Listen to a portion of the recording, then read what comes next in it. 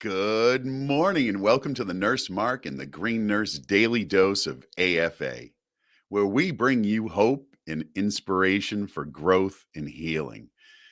Hey, welcome to Thursday, August 5th, 2021, the only one we're going to get. So happy to be here with you this morning. And hey, it's Throwback Thursday. We're going to do a little history. And man, I love digging into history. Always been a fan. It was my favorite class in high school. And so Thursdays are always one of my favorite days. But let's start off with AFA, right? Let's remind ourselves that we're absolutely fucking amazing. No matter what we may think day to day. Because you know what? Sometimes we harshly judge ourselves, don't we? We're our own worst critic. And I know I tend to give other people a benefit of the doubt all the time, but me, I don't cut myself any slack. And I bet you do the same thing too. At the end of the day, we have to remember that we're absolutely amazing exactly as we are. You don't have to change. You don't have to get a degree. You don't have to make any more money. All you need to do is just understand that you're absolutely amazing exactly as you are. And so guess what? Holy cow, the pressure's off. That's the beauty of it. The pressure's off. You don't have to live up to anybody's expectations, especially your own. Oh, that's freedom. That is power. Good morning, Marissa. Good morning, Eric. Great to see everybody. Beth, good morning. Oh, it's so good to see you guys every day. I got to tell you, this is like my favorite part of the day, starting it off with a little AFA. And of course, we're going to start off with a little daily love. And today's is, I got to tell you, I read a lot of different stuff, and I talk about this a lot, don't I? I read a lot of different stuff in the morning, and inevitably one of them will just jump off the page, and it'll be pertinent to exactly what I'm feeling that particular day. And so today, this is really true for me. All right, so this comes from the Daily Word. It's a great publication, and this is called Divine Order. You ready? This is a good one. I trust the process of divine order. In nature, divine order is all around me. I notice the changing seasons, the phases of the moon, even the daily movement of the sun across the sky. Every part of the natural world follows an orderly pattern. My life may not be as predictable, but it too is unfolding in an orderly way. I remember this when I begin to feel impatient that my aspirations feel far away, or the help or inspiration I need to go forward will never come. At moments like these, I pause and affirm divine order. I focus my attention on what is before me and release my concern about the future. I do not succumb to feelings of frustration or the temptation to rush the process of manifestation. I feel my connection to God and relax as I trust in divine order. Oh, that spoke to me today. Talk about being frustrated. Oh my gosh, I have been in the space of frustration for a while because, damn it, I'm not where I want to be exactly right now. And so, you step into that frustrated mode, and it says right here, this is what I need to remember today. And this is how I need to live today. Okay.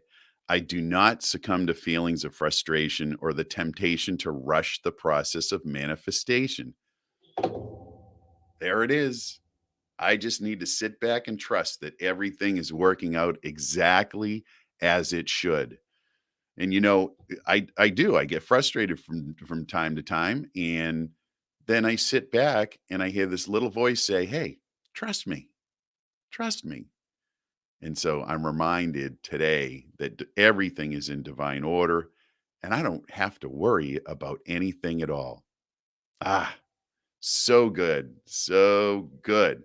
Hey, Tiffany, good morning. That was a good reading. All right. So, folks, listen, it's Throwback Thursday. Let's do a little history of cannabis. Let's talk a little bit about some people who have used cannabis. It's been around for thousands and thousands of years as a medicine. It originated in um, Middle Asia and it spread from there. And the reason it spread is that human beings knew it was a medicine and carried it with them. That's how it spread. The plant didn't spread, from seeds blowing all over the place.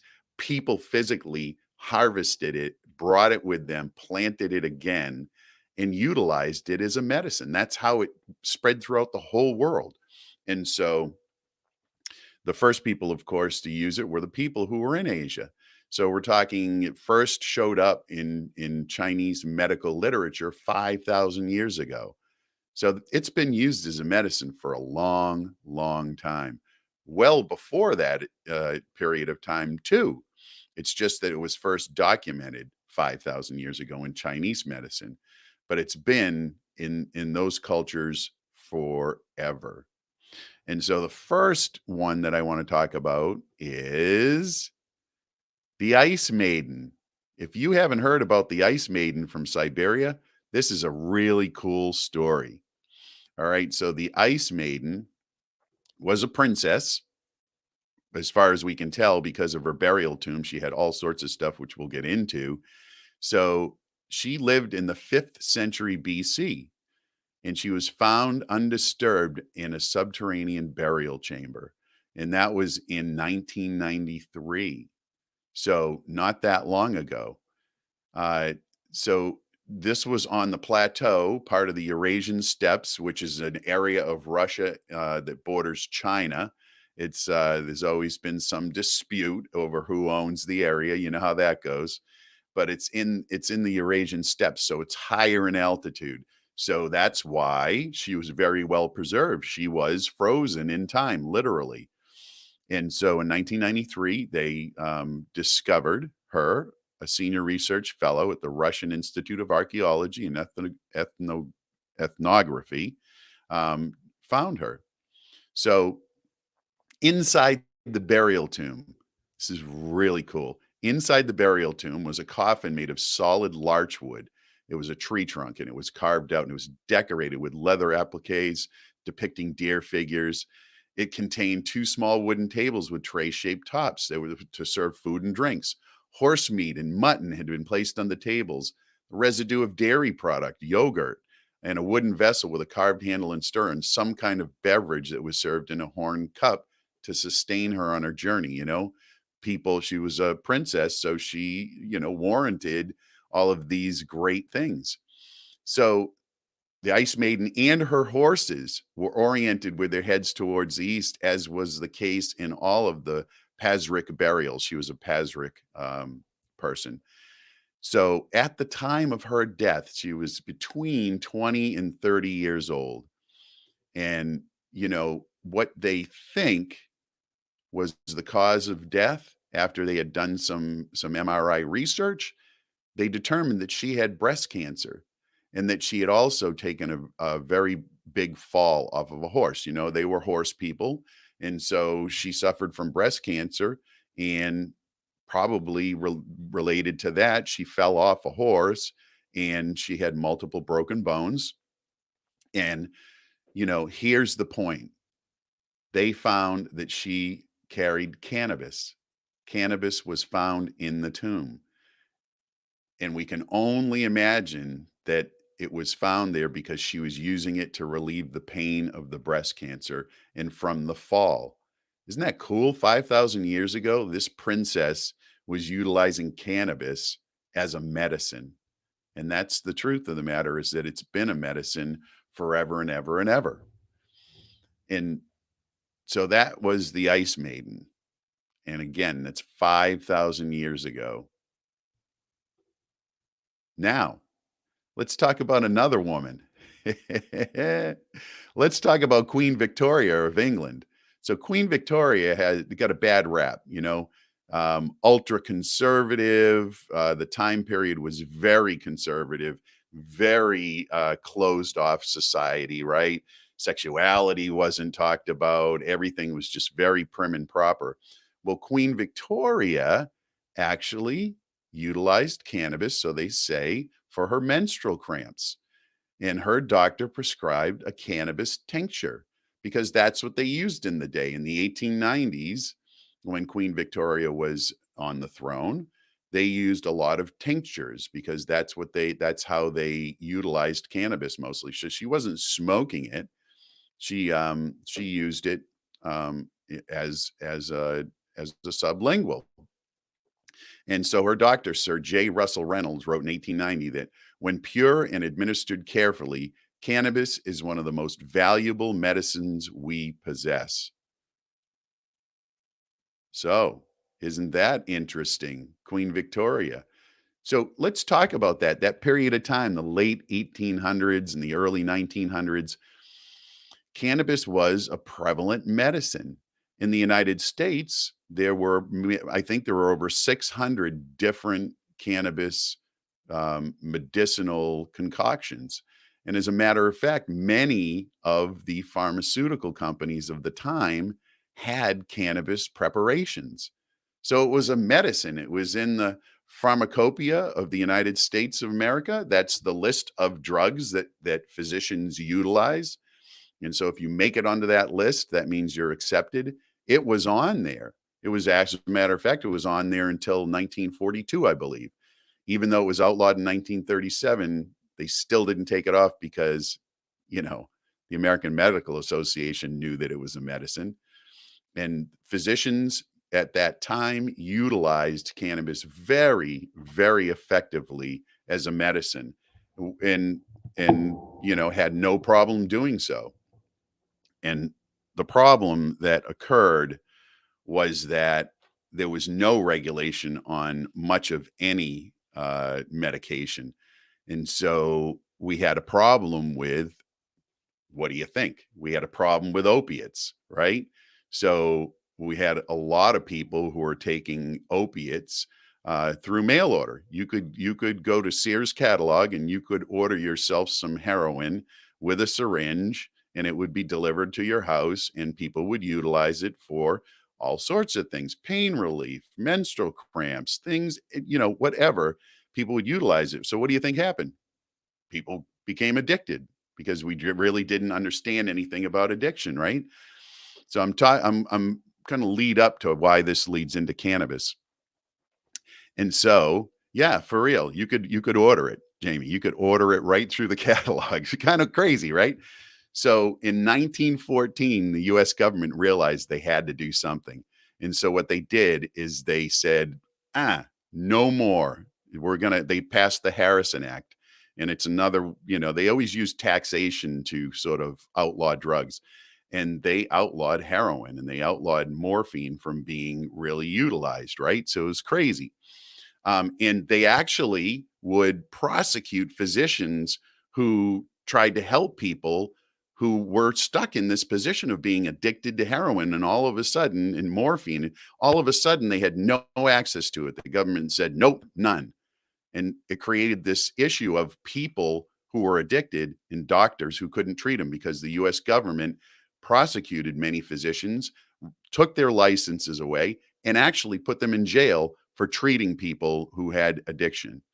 Up until the mid 1920s, when one physician took it all the way to the Supreme Court and won against, good morning, Sherry. It's Nurse Sherry. Yay.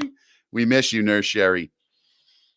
This physician took it all the way to the Supreme Court. And in the mid 20s, he won against the US government. And the US government, the Supreme Court said, the government cannot dictate to a physician how to practice medicine. Wow. Imagine that. Physicians actually practice medicine.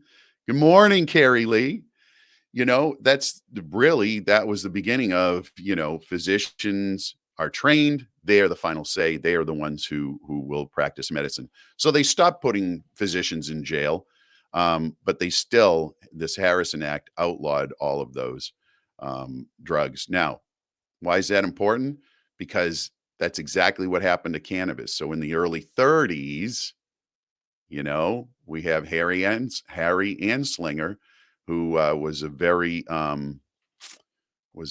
ambitious political person, and he became the head of the Federal Bureau of Narcotics. And because the Harrison Act did such a good job of decreasing the heroin addiction, he didn't have many people to prosecute anymore. So he needed to look around for something. And so he went from saying cannabis is good, it's not a problem, publicly stated, to saying cannabis is the worst drug that's ever appeared on the earth. It's a scourge. It makes people homicidal, and if you use it, white women will sleep with black men. Literally, this is what the guy said. And so it became about race. It became about prosecuting people. And so that's why for the next 4 years or so, Harry Anslinger went on a campaign to outlaw cannabis. And really what he was doing is he was looking for a population of people that he could control and prosecute and have a really big job. Yeah, it was crazy. And so in 1937, the Senate was convinced to pass the Marijuana Tax Act. Again, taxation to outlaw a drug. And so what happened was the Senate did exactly that. Now, I mentioned it earlier, the American Medical Association testified in Congress and said, this is absolutely silly. This is ridiculous.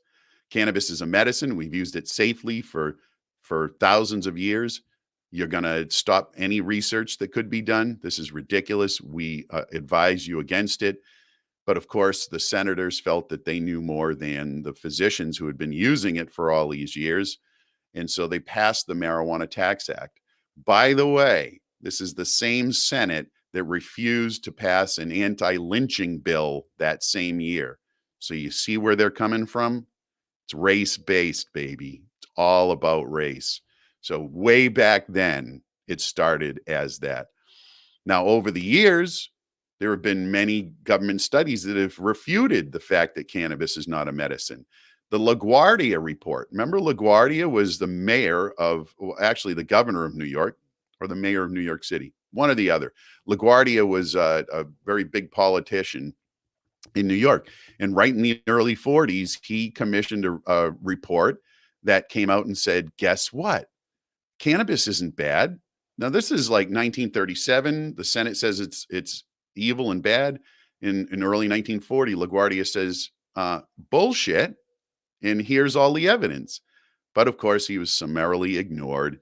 And then we continue on through time. We get to Richard Nixon, who was really the author of the war on drugs. That's how he came into office. He was like, war on drugs. We had this counterculture revolution at the end of the 60s. And oh my gosh, we had an anti-war movement, and we had hippies, right? We had college students that were using cannabis. And Richard Nixon hated them. And so what he campaigned on in 1968 was law and order. We're gonna get this war on drugs. It's a scourge. You can see what's happening in the streets. The people are revolting. We can't have this. And so he appealed to white America, and he got into office. Well, the thing was that he not only hated hippies, he hated black people and Jews too. So he was across the board a very hateful kind of guy. And yeah, exactly. Yeah, we all know that. And so he had this war on drugs, and during his term in office, they passed the schedule of drugs, right? They scheduled all drugs. And that's when cannabis made it onto Schedule 1. Now, when they schedule a drug, they said, okay, a Schedule 1 drug has no medicinal value, can't be used safely under the supervision of a physician, and is highly addictive. So, of course, you have heroin on there, you have LSD, you have, which, by the way, there's no addiction quality to LSD, I don't believe. If you want to look up the research, certainly cannabis is the lowest out of tobacco, so nicotine, caffeine, alcohol. Cannabis is lower than those. There are studies that show that conclusively. Anyway, it made it to Schedule 1 with methamphetamine and all these others. Now, Nixon commissioned a report. This shit, you can't make it up. This is hilarious. All right. Nixon commissioned a report, and he asked former governor of Pennsylvania, Schaefer, to do a report on cannabis. Well, he told Schaefer before he started the report, he said, there's no way in hell, whatever you say, marijuana is never going to be legal. He literally told Schaefer that. Schaefer does his report. It comes out. You can see it. It's public information. And Schaefer said, yeah, cannabis, marijuana is a medicine, and it should not be illegal. And we should turn that around and make it legal today.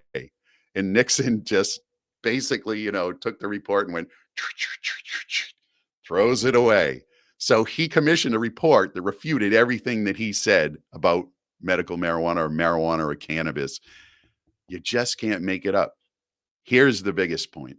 John Ehrlichman, which was one of his cabinet members, in a Time magazine interview several years later, admitted that the government, that Nixon and the government had used the scheduling of cannabis, specifically marijuana, as a tool to persecute blacks and the anti-war movement.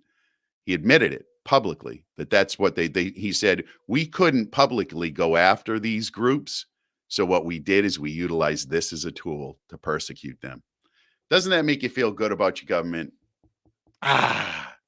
Bureaucracy at its finest. Yeah, so Carrie Lee, good comment. Government really is no different today. We have people who are uneducated about cannabis still sitting in positions of power. And you know what?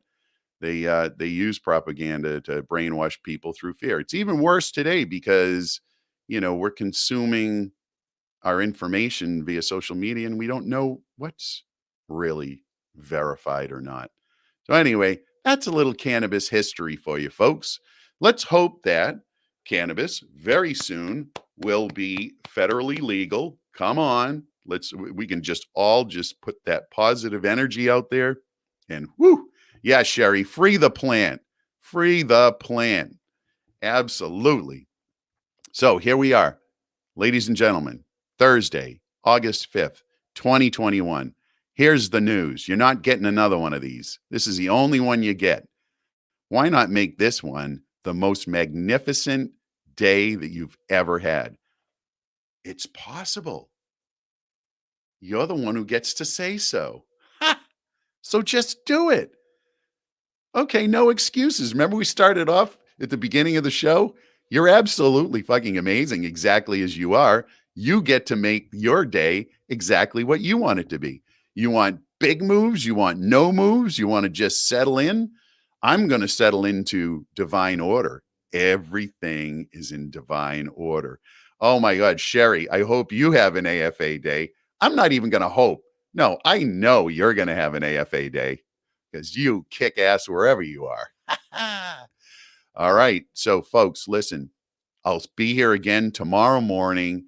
My guest tomorrow morning is Masha Bellinson from ACS Testing. Now, this is going to be a super, super fun day tomorrow because we're making it Flavonoid Friday. And what they're doing at ACS is they're testing cannabis for flavonoids now. And we're going to get into that because flavonoids are in our foods, deep in our bodies. Like we're using these things all the time, hugely using these things. So tomorrow morning, we're going to have a great show and we're going to go dive deep into it with Masha, who's she's a fabulous human being. I love her to death. It's going to be so much fun. And I know I'll see a lot of you. Oh God, just spread the word. Let's get a lot of people on here tomorrow for Flavonoid Friday. And listen, I have to mention that we have a new community. We have the holistic, caring green nurse together in a community. There's the link up there. You got to join us. It's the place. I mean, there's a lot that we can't talk about or will be pulled down off of Facebook and YouTube because they have what they call community standards which basically means they get to call the shots, which is fine. It's their platform. They can do it. In our community, we have free reign to educate and talk about everything. If you have questions, stop in. If you want some free cannabis education, stop in. Join the community. We would love to have you there. Oh, it's going to be, I'm telling you, we're having a ball, and an uncensored conversation is the only kind of conversation I like to have. I think you already know that. So join us in the community and listen. My partner in crime, Sherry, you know what you always say. What's it all about? It's about living your best life and helping others to do the same. I love you guys. I hope you have an amazing day today. We'll see you soon.